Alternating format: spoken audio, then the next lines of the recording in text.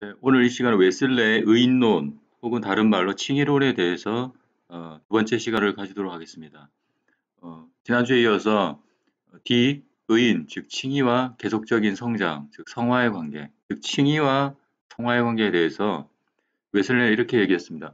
성경과 우리의 경험은 함께 구원은 즉각적이기도 하며 또한 점진적이기도 함을 보여준다. 이 구원은 우리가 어렵다함을 받는 그 순간부터 시작되어 점차로 성장한다. 그래서 우리가 예수를 믿고 믿음으로 회개하고 믿음으로 구원을 받아서 칭의를 받게 됩니다. 그 순간 성화가 즉각적으로 시작이 되고 그 이후에도 점진적으로 점차적으로 성장 즉 성화가 이루어지게 됩니다. 그래서 칭의와 성화는 서로 연관이 되어 있고 떼놓을 수 없는 관계입니다. 웨슬러는 구원의 내용과 그 발전 과정을 진술하였는데 선행 은총과 회개 이후에 본격적인 구원의 경험 즉 칭의와 성화가 있다고 보았다. 구원을 하나의 과정으로 상승적으로 성장한다고 보았다. 칭의와 성화는 밀접하게 관련되어 있으나 웨슬러는 이 둘을 구별할 필요가 있다고 생각했다. 이게 무슨 말이냐면 우리가 예수님을 이제 믿고 구원받으려면 첫 번째는 선행 은총을 하나님께 받습니다. 모든 사람이 받고 그에 합당하게 사람이 반응하게 되면 이제 회개를 하게 됩니다. 자신의 죄를 깨닫게 됩니다. 그런 다음에 이제 믿고 칭의를 받게 되는데 칭의와 동시에 성화가 시작이 됩니다. 그리고 그 이후에 성화는 지속적으로 점진적으로 발전하게 되고 또 상승적으로 성장하게 됩니다. 그래서 칭의와 성화는 서로 밀접하게 관련이 되어 있고 하지만 이것은 서로 둘을 구별할 필요가 있다. 마치 동전의 양면과 같이 앞면과 뒷면이 있는 것처럼 칭의와 성화는 이렇게 관련이 되어 있지만 구별될 필요가 있다고 예전에 생각했습니다. 칭의와 성화의 관계. 칭의란 뭐냐?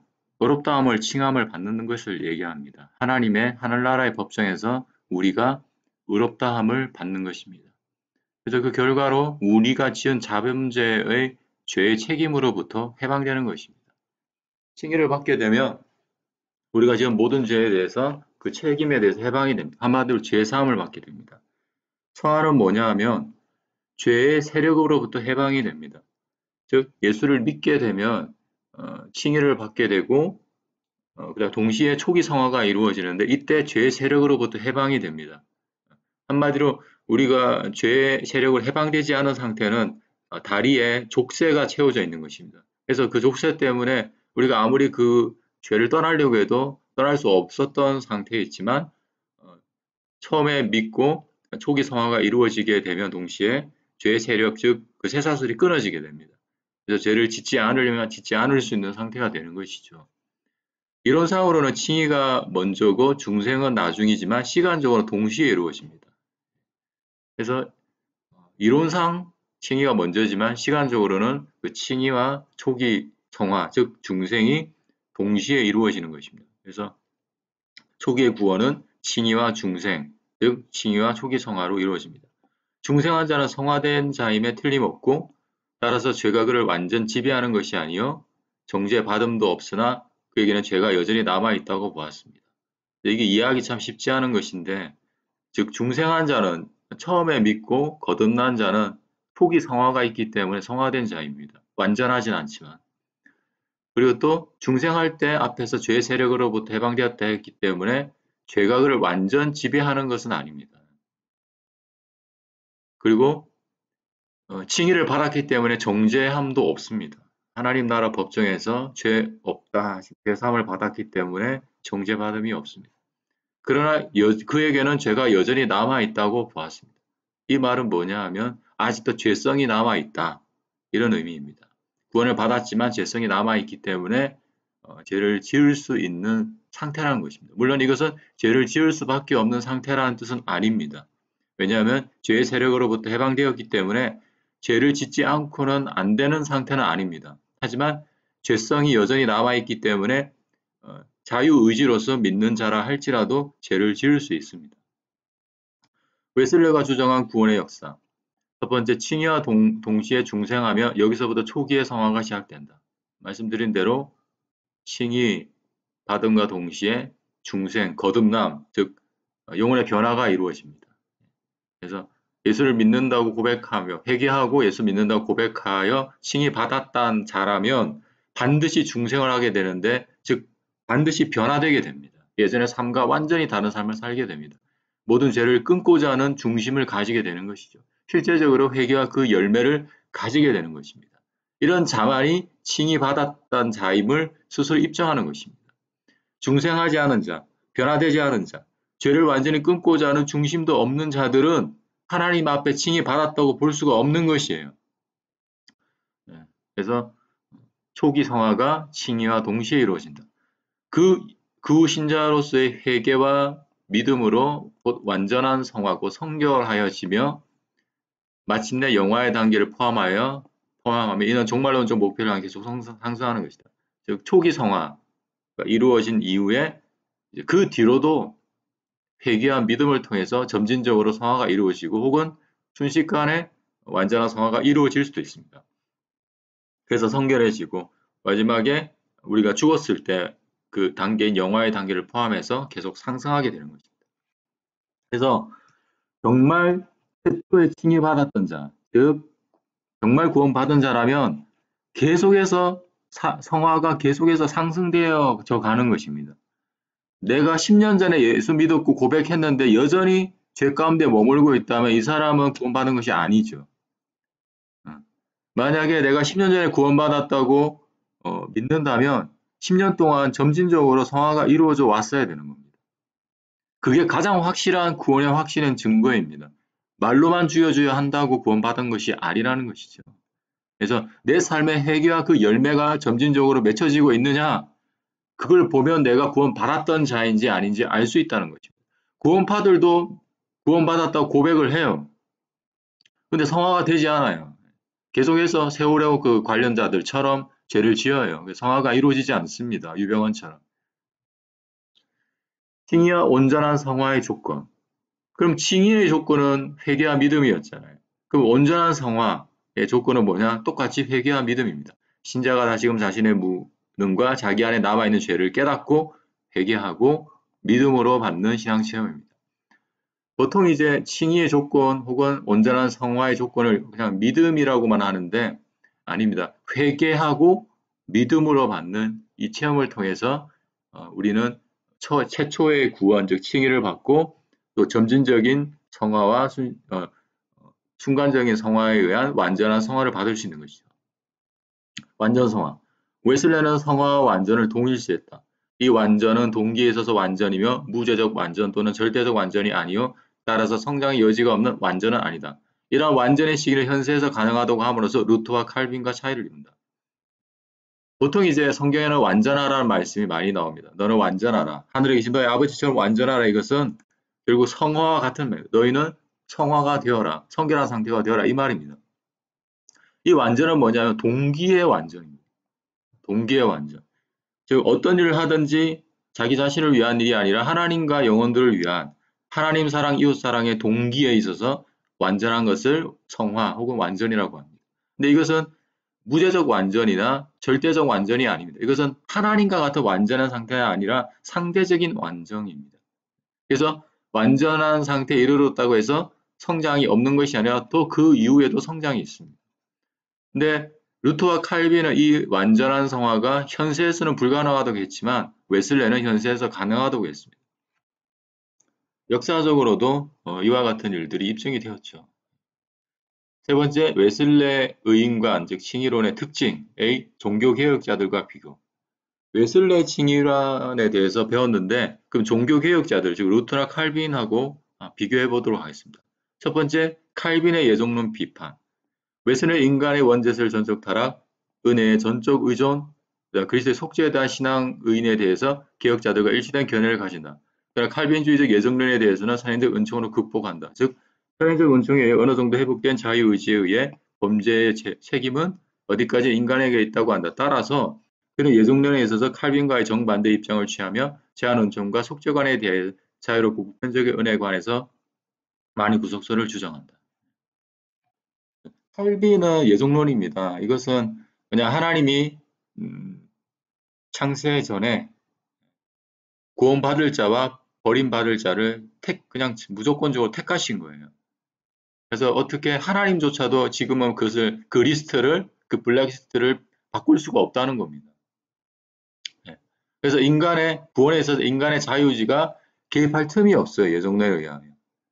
근데 웨슬레는 이것을 어떻게 극복했냐 하면 선행은총으로 극복하는 거예요. 무슨 말이냐? 모든 인류에게 하나님의 선행은총이 부어져 있다는 거예요. 그게 올바르게 반응하는 자, 그래서 회개하고 믿는 자들은 즉 어느 정도 회복된 자유의지로 제대로 반응하는 자들은 누구에게나 구원받을 수 있다 이거죠.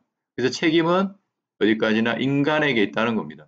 우리가 구원받지 못한다면 하나님이 예정해서 그런 것이 아니라 우리가 책임 있는 반응을 못했기 때문이라는 것이죠.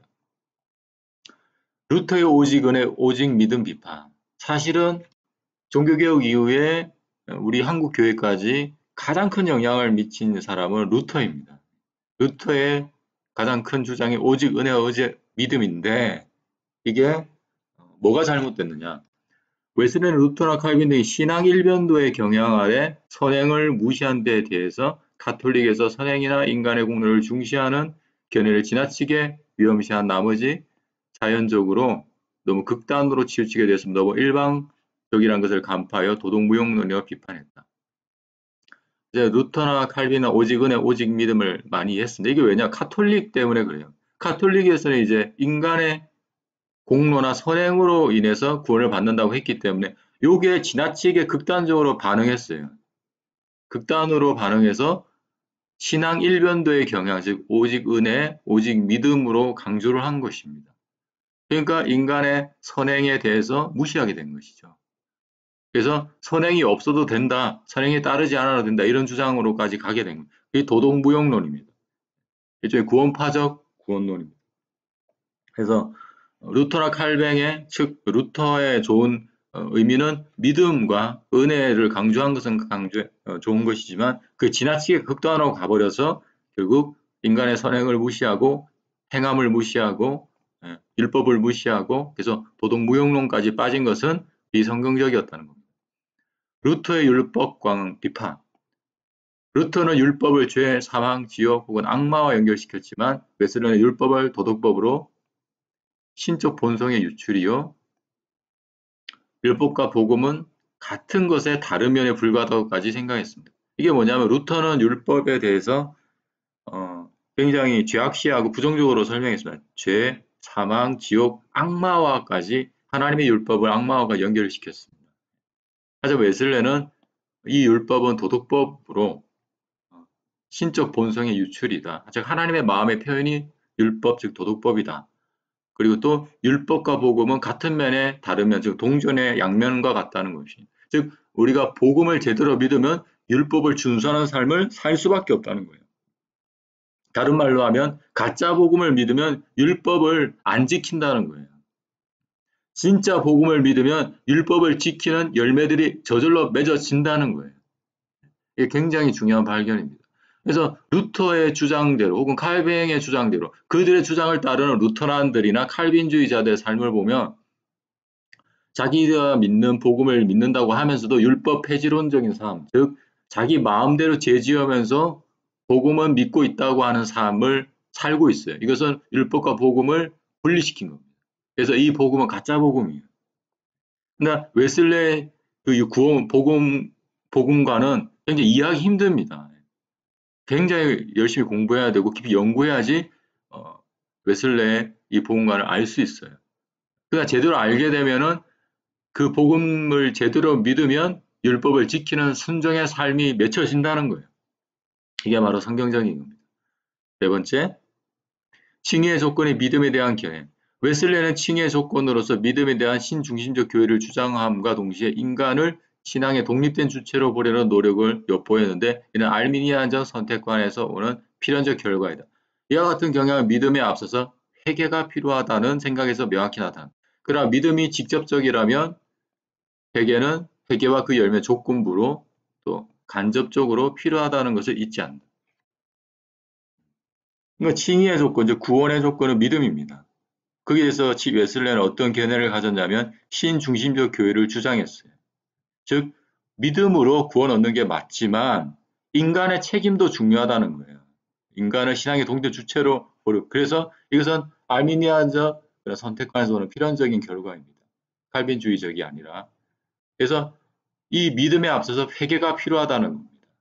근데 이 회개는 완전한 뭔가 내 스스로 완전히 죄를 다 끊어야지 믿음이 오는 것이 아니라 죄의 심각성을 알고 율법을 들어보니까 이거 회개해야겠구나. 내가 죄인이구나. 내 힘으로 안 되겠구나. 그 사실을 깨닫는 게 회개예요. 믿음 전에 오는 회개. 그러니까 그 회개가 완벽할 수 없어요. 스스로 힘으로 죄를 못 끊는데. 그래서 예수를 믿는 거예요. 내 힘으로 안 되는 것을 알았기 때문에 예수를 믿는 거예요. 그래서 전적으로 예수를 믿어 십자가에서 예수님을 만나는 거예요. 이게 바로 십자가를 만난 사람. 그래서 믿음은 직접적인 칭의의 조건이지만 회개와 그 열매는 조건부로 간접적으로 필요하다는 것입니다. 칭의관에 대한 견해. 루터는 의란 죄의 용서이며 용서는 한순간만 계속하는 하나의 행위가 아니요 연속되는 성질로 이해했다. 의로 인정된 인간은 완전한 의인이며 동시에 완전한 죄인이다. 루터에게 칭의는 구원의 전체 내용을 함축했으나 웨슬레는 칭의는 하나의 과정이며 완전성에 이르는 기본적인 단계이다. 그러니까 루터는 칭의를 혹은 의를 죄의 용서 측면에만 봤어요. 죄에서 해방되는 측면을 간과한 것이죠. 그래서 한 번 구원받으면 영속되는 성질, 영원히 구원이 확정된다라고 보았습니다. 그렇지만 여전히 죄인이에요. 완전한 죄인이에요. 그래서 여기서 문제가 생긴 거예요. 과연 구원받고 중생한 자가 구원받기 전의 상태와 같이 완전한 죄인인가? 여기 문제가 생기는 거죠. 그래서 루터는 칭의를 구원의 전체 내용에 함축했습니다. 웨슬레는 아니다. 하나의 과정이고 기본적인 단계에 불과하다고 보았습니다. 그래서 최초 칭의라고 웨슬레는 얘기했고 마지막 죽어서 심판대 앞에서 2차적인 혹은 최종적인 칭의를 받아야지 구원에 이르는 것이죠. 칼빈도 루터도 이와 같은 칭의관을 가지나 믿음 자체는 아무 가치를 두지 않음이 특징이다. 칼빈은 루터하고 비슷하지만 믿음 자체는 아무 가치를 두지 않았어요. 왜냐하면 칭의는 하나님의 예정의 증거에 지나지 않는다. 그냥 하나님 예정한 자는 저절로 믿게 된다는 거예요. 하나님 예정하지 않은 자는 믿음이 안 생기니까 인간의 믿음의 선택 자체는 의미가 없다는 것이에요. 루터나 칼빈 모두 이 땅에서의 기독자 완전을 부인하는 점이 일치하지만 웨슬레는 이것이 가능하다고 주장했습니다. 루터, 칼빈 모두 이 땅에서는 완전을 이룰 수 없다. 하지만 웨슬레는 이것이 가능하다고 주장했습니다. 그래서 지금 배우고 있는 이 칭의론이 굉장히 중요합니다. 우리 다음 시간에는 로마 가톨릭하고 웨슬레하고 칭의관을 비교하도록 하겠습니다. 감사합니다.